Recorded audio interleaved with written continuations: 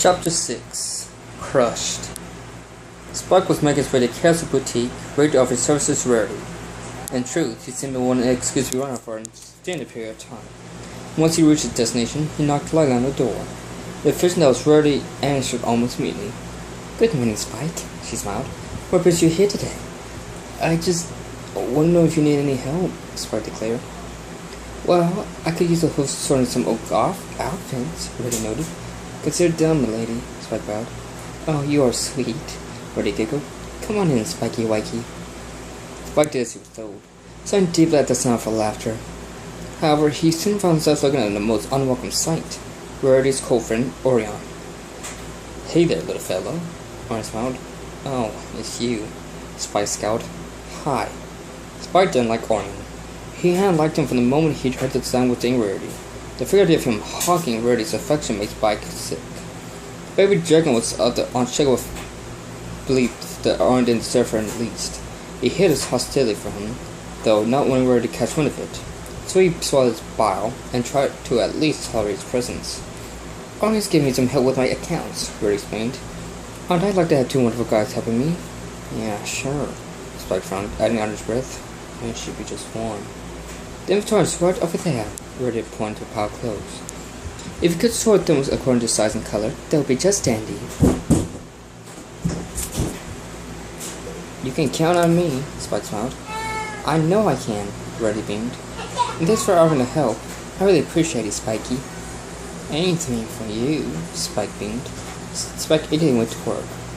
While he sorted, he couldn't help hearing Rarity talking with Orion, laughing at his jokes. I almost think it was time to kiss him. It was all Spike could do to keep himself from rounding on Orion in a jealous rage. That one time around his birthday where he goes to such that creature from Tokyo, only from that movie moves with Brian Kingston to tell him anything, it was to not do that. After completing his work, Spike returned home, unwilling to bear it any more. Twilight and Flash were there to greet him. Twilight's stomach was swelling slightly due to a recently discovered pregnancy. "So, how's your little trip to Rarity's?" Twilight asked. "Terrible," Spike answered. "Orion was there. Again." "What, is he Well, he is your culprit, you know," Flash pointed out. "Don't remind me," Spike grumbled. "I don't know why Rarity's wasting her time with him. She just dumped that loser already." "Spike, that isn't very nice," Twilight admonished him. "I know you have a crush on Rarity, but that doesn't give you a right and sort of co-friend." Yeah, Spike growled. "So, I wish you'd get over him already, like she did with Bluebird and Tenderhoof. Wish all you want," Twilight stoned him. "But whether she done something or not, you should respect Rarity's decision." "Whatever, Twilight." Spike rolled his eyes, leaving the room. Puppy love," Flash sighed. "I know the feeling. I once had a huge crush on my elementary school teacher, Miss Chalkhoof. When I found out she had a girlfriend, it really tore me up inside. Let's just hope Spike doesn't end up the same way," Twilight sighed. A few days later, Spike and Twilight were on their way back from the market when Rarity trotted over to them. "Oh, there you are," she smiled. "I was just on my way to your place." "Look like excited, Rarity," Twilight noted. "What's going on?" "The most marvelous thing," Rarity sighed. She levitated a ring off her side and slipped it on her horn. "Orion proposed. We're getting married." "Oh, congratulations," Twilight cheered. Twilight suddenly felt as if his heart had just been torn in half. What?" he gulped. "Isn't that wonderful, Spike?" Rarity asked. "Yeah, it's great." Spike smiled so widely it hurt. "Congrats." "Thank you both," Rarity beamed. "Oh, I must find the others and tell the news." Rarity raced away happily. As soon as she turned away, Spike's fake smile collapsed, replaced by a look of utter despair. "Spike, are you okay?" Twilight asked. "I'm fine," Spike sniffed, feeling his eyes watering. I have to get home." Spike brushed home as fast as his little legs could carry him. Once there, he hung to a dark corner and started weeping shamelessly. "Spike." Twilight approached him, slightly out of breath from chasing him. "Go away," Spike sniffed. "I know you're upset about already marrying Orion," Twilight. "It's not fair." Spike wrote, "She can't marry him. I love her." "It's okay, Spike," Twilight consoled him. "No, it's not." Spike said, "Nothing will ever be okay again." "Don't talk like that," Twilight told him. "Please, just go away," Spike mumbled. Out of ideas, Twilight admitted defeat. With each passing day, Spike fell even deeper into depression. He could barely eat or sleep, thoughts of his darling Rarity and Orion plaguing him endlessly. He sat in his little corner, utterly miserable. Nothing Twilight or Flash did could cheer him up. Then one day he heard a very familiar voice. Spike? Spike turned and saw Rarity standing before him. Rarity? He rubbed his eyes. What are you doing here? Twilight told me what's been going on, Rarity declared. Oh, she did she? Spike wrote. Spike, you simply must stop this, Rarity told him.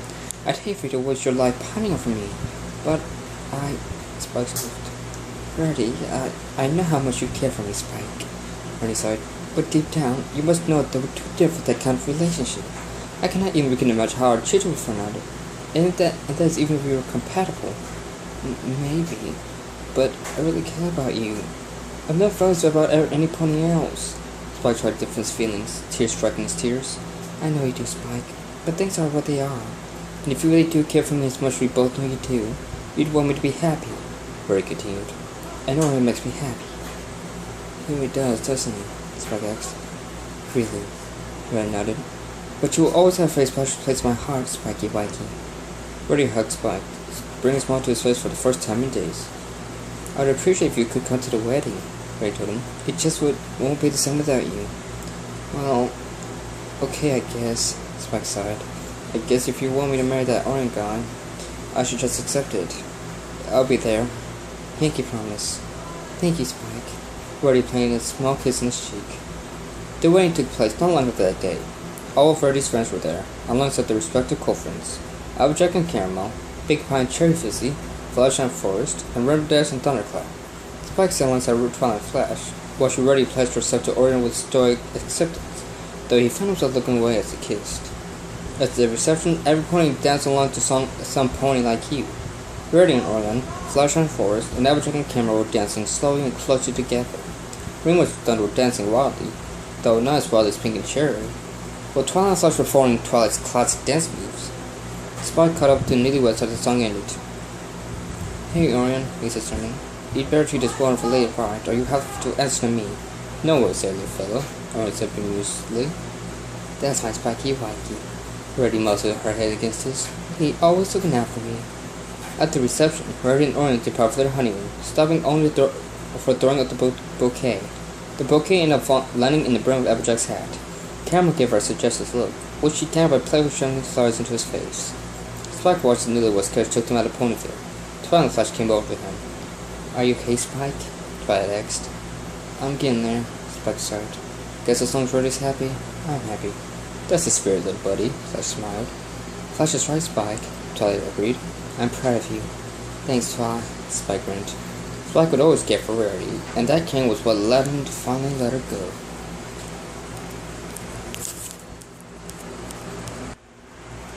Chapter 7.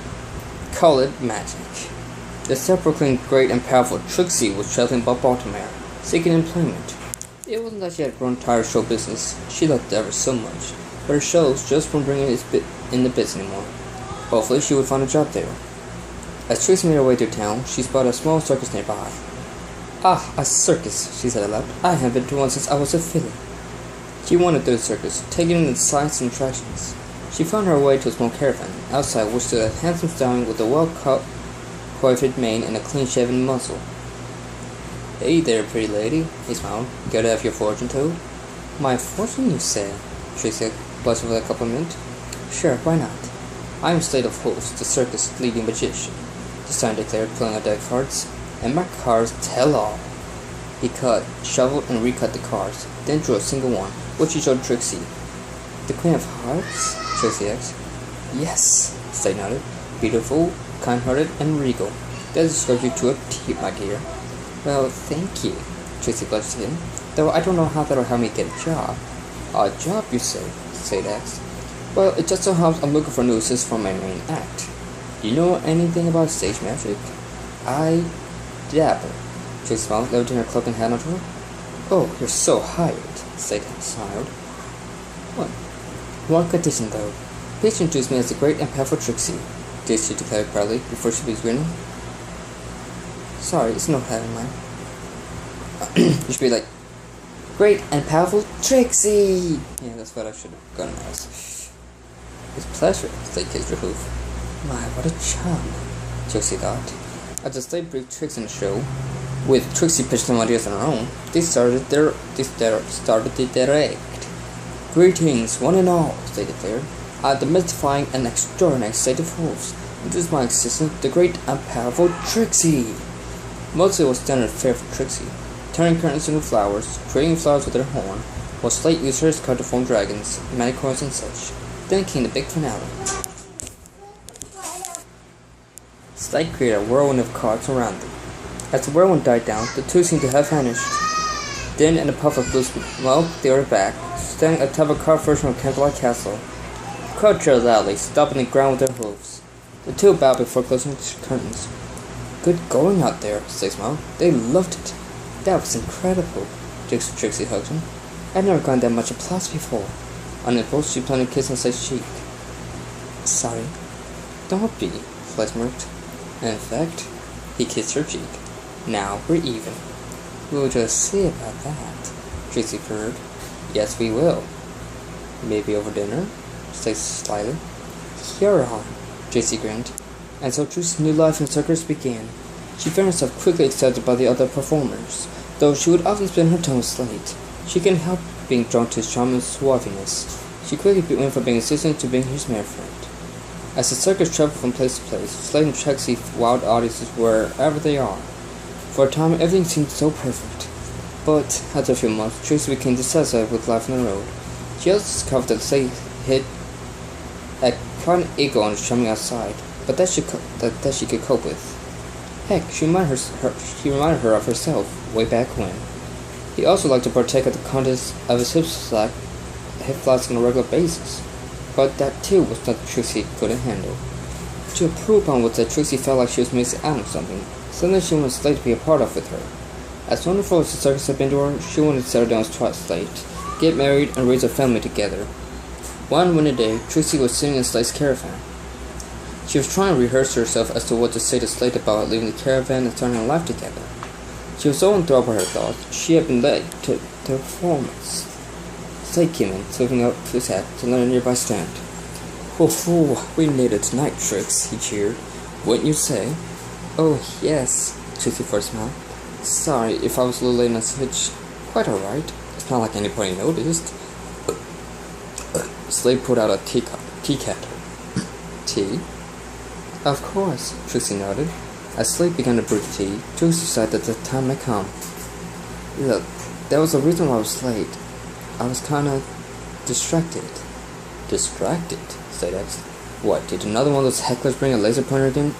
"Well, no," Trixie answered. "I swear, don't they know they could crush Pegasus with that thing?" Slate muttered. "Slate, it's not the audience. I was saying about us," Trixie confessed. Slate was up, but tried to remain cool. "Us? What about us?" he asked. "Well, Slate, how long have we been dating?" Trixie inquired. "Well, let's see. We met in October, so I reckon a year," Slate declared. "Why? And how long have you been chatting with the circus?" Trixie asked. "Let's see. Me since I was 14, and you a year," Slate listed. "Why?" "Well, our anniversary has come and gone, and we've already been going steady. And we had a couple of fun nights, right?" Trixie continued. "Yes, we did." Slate nodded.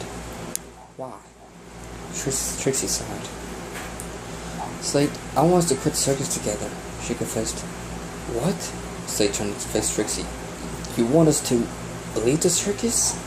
"Look, Slate, it's not that I haven't enjoyed being here," Trixie told him. "It's been wonderful." "Then what's the issue?" Slate demanded. "Slate, we've been dating for over a year now," Trixie reminded him. "We've started together a couple of times now, and we've been sharing the same caravan ever since." "Your point being?" Slate said impatiently. "Nothing's changed," Trixie blurted out. "We've remained only cold friend and mere friend. I want that to change." "But why?" Slate asked. "Why change, when we have something good going right now, right here?" "Because I don't want to spend the rest of my years doing the same thing over and over," Trixie sighed. "I want to settle down, buy a lovely little house, and have fun someday. But more importantly, I want us to become more like husband and wife?" Slate gulped. "Yes," Trixie nodded. Slate glanced at her, deep in thought, before turning away. "I can't," he murmured. "What?" Trixie said flatly. "Look, Trixie, the circus has been my life for years." Slate turned back to her. "You're asking me to turn my back on all that? But it would be for love," Trixie pressed on. can you imagine us, living in a house without wheels, raising a floor together? To be honest, no, Slade admitted. What would I even do if I left the circus? I don't really have any other notable skills beside cards. I don't know, she said. And what of money? Slade continued. Obviously neither of us is rich, or we wouldn't exactly be here. Well, I figured we'd work it out as we went along. Slade, I want us to be together, Tracy told him. I know you do. But I can't, said Tom, but can't or won't, Tracy asked, peeved. Can't. And why are you bringing this up all of a sudden? Slade demanded. Because I tell you I want to settle down with you, and you don't, Tracy snarled. Don't you love me? Of course I do, Slade yelled. But kids? Marriage? This is a lot to take in. Look, all I want from you is commitment. Sure, is that so much to ask for? I'm sorry, Trixie, but I can't. I just can't. Slade sighed. Look, we have a good thing going here, and I see no point inside that because you want more. I'm sure once we get back on the road again, we will. No. Slade, Trixie said quietly. No? No what? Slade asked. I told the roommaster this morning. Baltimore is my last stop. I'm leaving, Tracy confessed. Leaving? Slade asked. You mean you already decided? Then why did you... I was told you'd be on board with this. But now... Tracy sighed. Slade knew where this was heading. Trixie, are you breaking up with me? I'm sorry, Slade, but if my heart wants what it wants and you won't give that, then I see no point in continuing this relationship, Tracy said sullenly. The caravan went silent. But then Slade let out a whisper. Out. Slade? Tracy asked stuck. Get out. Slade's face contour in a small snarl before it bellowed. Get out now. That's what you want, isn't it? Slade, Tracy said. You want to leave? Then do it. See what I care, damn it. Slade yelled. And don't come back. Tracy could already feel her heart breaking. Fine, she sniffed, tears coming to her eyes. Just so you know, your last would could have been something beautiful. Goodbye, Slade. She thrown out the caravan, slamming the door behind her. As soon as Tracy was gone, Slade just lost it. He unleashed his cards and massive for one, turning up the caravan. I hate you, I hate you, I hate you, he roared. The whole time he was staring at his reflection in the mirror. I hate you.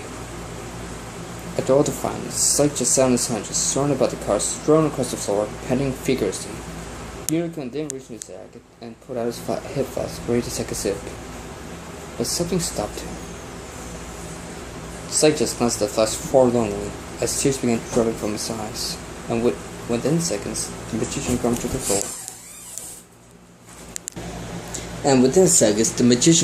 floor. Sobbing horribly. I'm sorry, Trixie. I'm so sorry. Trixie ended up spending the night in the cavern of curves, the earth pointing contortionist, crying herself to sleep. Next morning, the time had come for her to leave the caravan, and all the other circus ponies got to see her off. Goodbye, Trixie, said Spurt, the fire-eating Pegasus. We'll miss you, Kersnip.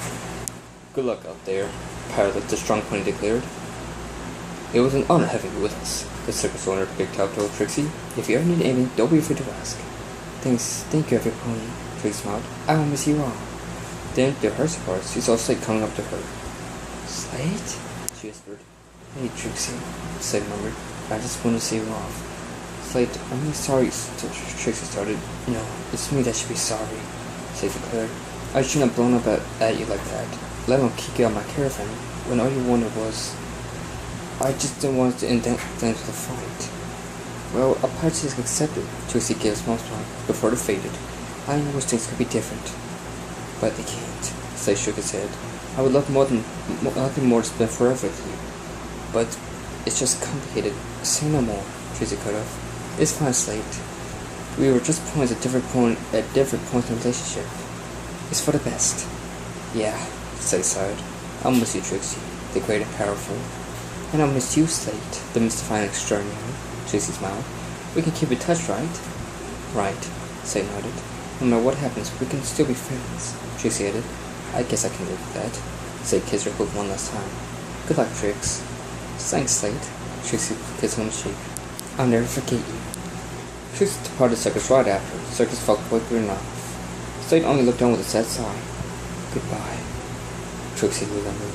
Slade sighed. As Trixie strode the streets of Baltimore, she could not shake up the downtrodden feeling she felt after that goodbye was laid.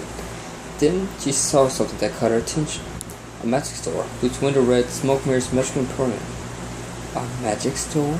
Trixie said to herself, before giving a real smile. A small smile. Maybe a few cheap magic tricks would cheer me up. She went to go inside the store. Meanwhile, inside the owner's shop, Smoke Mirror, a great unicorn with black mane and ice blue eyes, donning half-moon spectacles and cutie mark of a hand mirror surrounded by smoke, was busy trying to get the effective phone to work. He wasn't exactly handsome, but not quite ugly either. He was somewhere in between. Okay, you nasty booger. You like me and I don't like you. And dang it, you have 20 bits worse that I can't afford to lose in this economy. So work, won't ya? He growled. His phone lit up as he flicked the one. Unfortunately, it ended up blowing up in his face. Well, that's 20 bits down the drain. Smoke groaned as he tossed the one into a garbage can. Then he heard his doorbell ring. Smoke then started his match with the customer. Welcome to Smoke Mirror's Magical Emporium, where it might be all just smoke mirrors, but the magic is filtered off as he was fixed a beautiful blue mare. Being a punk that sells magic tricks for a living, it was not every day that an attractive mare came to a shop. That, and he was sorely impaired when it came to the opposite sex. Quickly, he ducked behind the counter. Holy crud, there's a mare in my shop, he whispered. A really hot mare. Why is there a really hot mare in my shop? He peeked over the counter, watching Trixie look around. Surely there must be an explanation, he wondered. Did she get lost looking for next photo shoot or movie premiere or whatever hot mares do for a living? Hello? Is anybody here?